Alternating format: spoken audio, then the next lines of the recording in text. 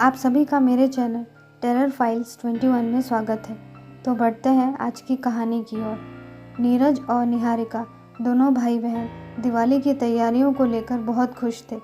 घर की साफ सफाई और डेकोरेशन सब कुछ लगभग पूरा हो चुका था। अगले दिन दिवाली की शाम को दोनों ने दिवाली मनाई। सारे बिल्डिंग के बच्चे इकट्ठे होकर पटाखे जला रहे थे।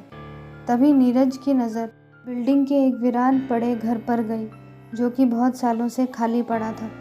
नीरज ने देखा कि उसकी खिड़की खुली हुई है। मौका पाकर वो अकेले ही उस घर के अंदर उस खिड़की के सहारे घुस गया और अंधेरा होने के कारण फ्लैशलाइट ऑन करके देखने लगा।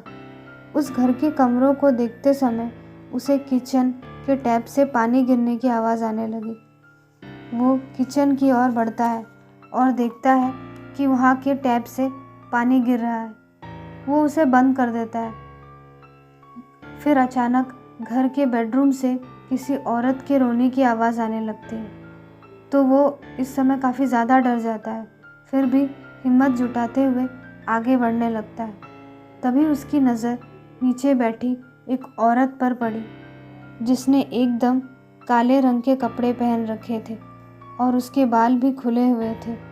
उसने अपने हाथों से अपना चेहरा छिपा रखा था और रो रही थी।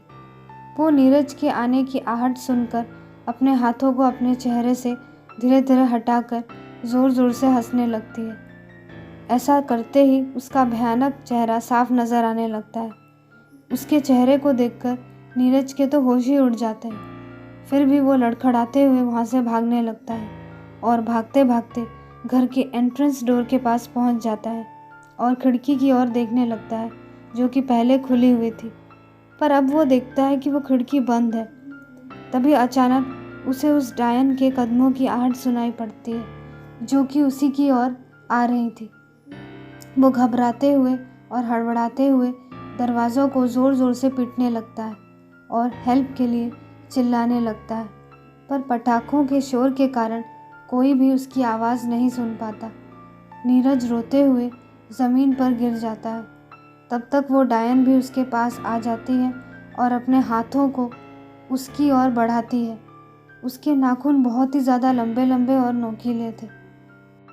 तभी अचानक बाहर का डोर खुल जाता है और दरवाजे के खुलते ही वो डायन भी अचानक से गायब हो जाती है और दरवाजे के बाहर नीरज के पापा और कुछ अन्य लोग नीरज को वहाँ से सुरक्षित बाहर निकाल लेते हैं। बाद में नीरज को पता चलता है कि उसे उस घर में घुसते हुए निहारिका ने देख लिया था।